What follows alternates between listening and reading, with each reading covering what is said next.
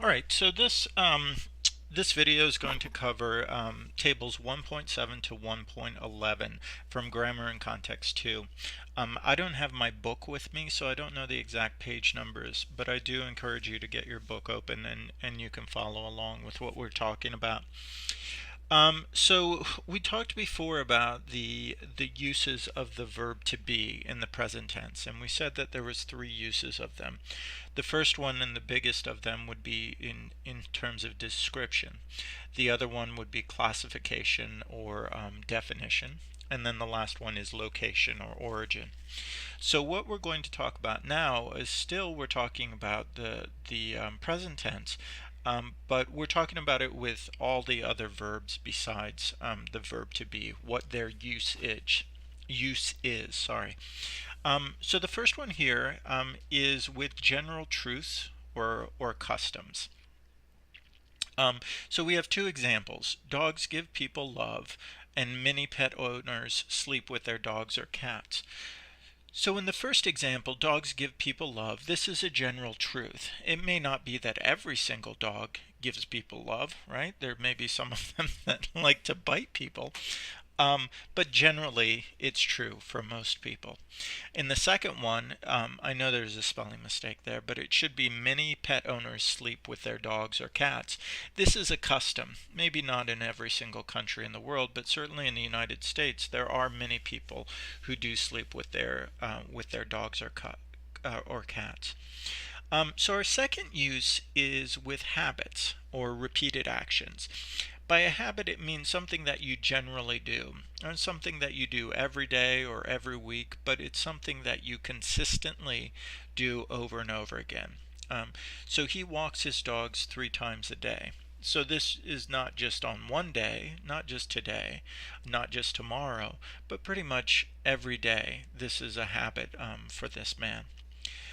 The last meaning is to show a place of origin. So by that we mean, where did someone come from? So this is different than the verb to be, where we can use the verb to be to say where someone is right now, where their location, but we can use the verb come to describe where people come from, or where their place of origin is. So let's do this as a practice. We want to decide for each one of these, what is the use of the simple present tense? So I'm going to go through each one of these, and I'll pause just a second after each one, and you can write down, what do you think the use is? So remember, the three uses that we have are habits. The second one is general truth.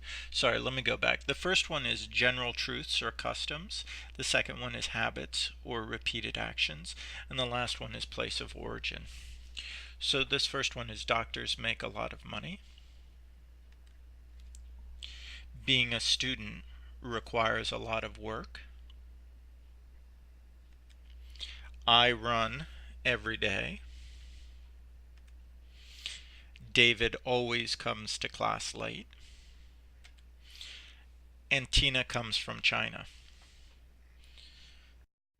So let's look at the answers for these. So the first one, doctors make a lot of money. This is a general truth. Maybe not every single doctor makes a lot of money, but certainly most of them do, so it's a general truth. Being a student requires a lot of work. Again, a general truth. Maybe not true for every single person, but it's generally true. I run every day. This one's a habit. This is something, a repeated action that you do. David always comes to class late. Again, this is a repeated action or a habit. And then our last one, Tina comes from China. This one is going to be origin. Where is she originally from? So the next point here we want to talk about is, how do we make these things negative? Now again, if we reflect back, if we think back on the verb to be, with the verb to be, we said the verb to be is a helping verb so that we can use it to make the negative. But all the other verbs, for the most part, and certainly in American English, all the other verbs do not have helping verb, or are not used as helping verbs. So what we have to do is we have to use what we're going to call a dummy do, which is, we call it a dummy do, meaning that it doesn't mean anything. Its only job is to be a helping verb. And in this case, the way that it's helping is it helps to make a sentence negative. So let's look at the examples here and talk about them. So we have the owner knows the destination. That's an affirmative sentence. It's saying yes. The dog doesn't know the destination. That's a negative sentence. That's saying no. So the way that we're making this negative is we are using the verb, the helping verb do, and we put the negative on that verb. Notice that we use doesn't for he, she, or it. But when we use doesn't, we have to take the S off of the main verb. So, for example, it says the dog doesn't know the destination, not the dog doesn't knows the destination. We take that S off. Now for other ones, for I, you, we, and they, or plural nouns, we use don't. So we have the example, you have a cat. You don't have a dog. Okay? So you'll notice that in this case, we don't have to change the verb have because there wasn't any S on it. We don't have to make any changes. So let's take a look here at some practice. So again, I'll give you a sentence. These are the same sentences, and I want you to change them into the negative. So our first one again is doctors make a lot of money. So make that one negative. Being a student requires a lot of work. I run every day. David always comes to class late.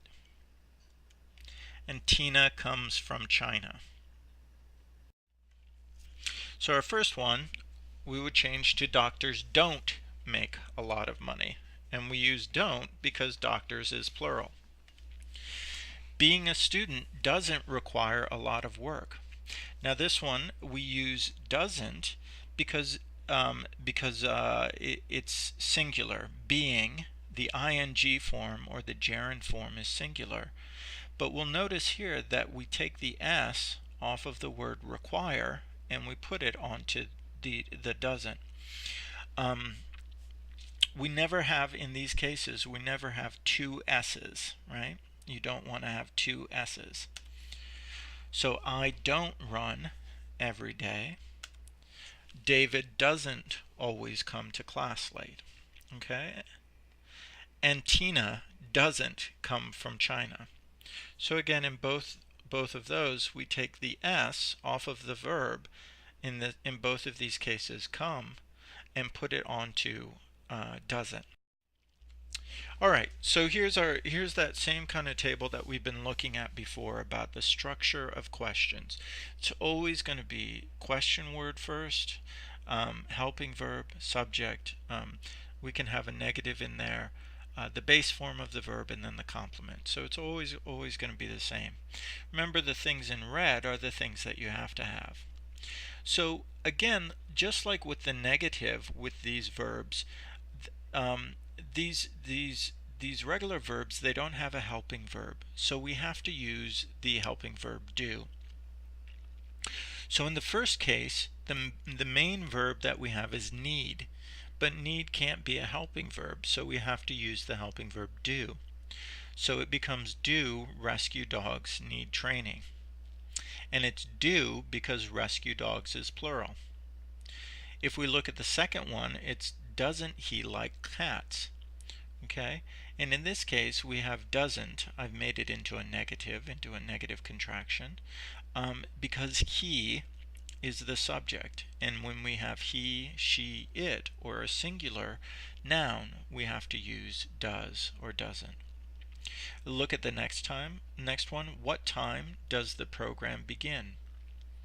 So we use does because the program is singular. Why do you prefer cats?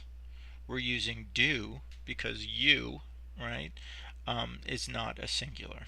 It can be, but it takes the plural form. Why doesn't he sleep in his bed? Okay, we're using doesn't because he, again, is singular. When do you not study? When do you not study?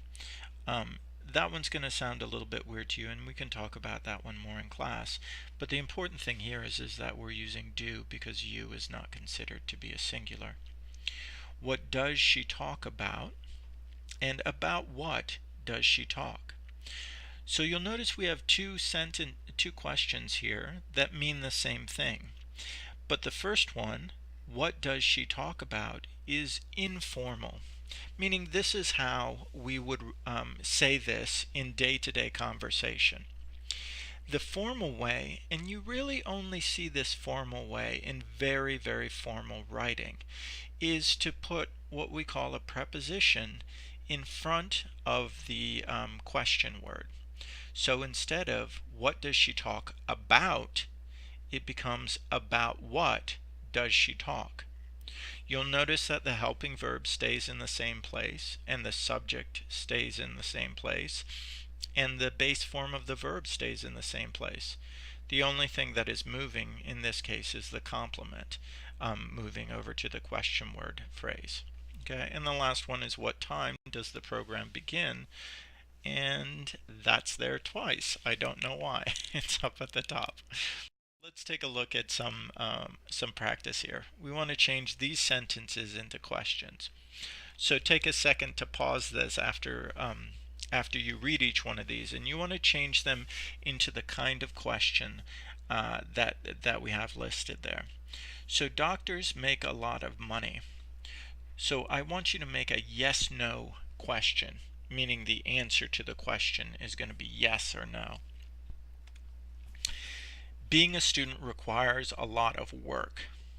So I want you to make a question using what in it about this subject and this verb. In this one, I run every day. I want you to make a when question about the subject and the verb, so the I and the run. I want you to ask a why question. A why question about this, making sure you use the subject and the verb. And in this case, I want you to make two questions. I want you to make one question with where and from, and then I want you to make another question that starts with from where. So go ahead and you can pause the video and make all of these questions. So let's look at the first one. So the first one needed to be a yes/no question. So we changed this into do doctors make a lot of money? Okay, we use do because doctors is plural. What does being a student require? We're using does because being, the ing form, is considered to be singular. When do you run? We're using do because you is considered to be plural. Why does David always come to class late? We're using does because David is singular. And then we have two here. Where does Tina come from? So in this case we keep the from at the end in the complement position. Or we can say from where does Tina come, which is the more formal one. Alright, so go ahead and make sure that you do the practice quiz, and we'll go over that in class, and also do the exercises in the book, and we can review those in class as well. Alright, take care. Bye.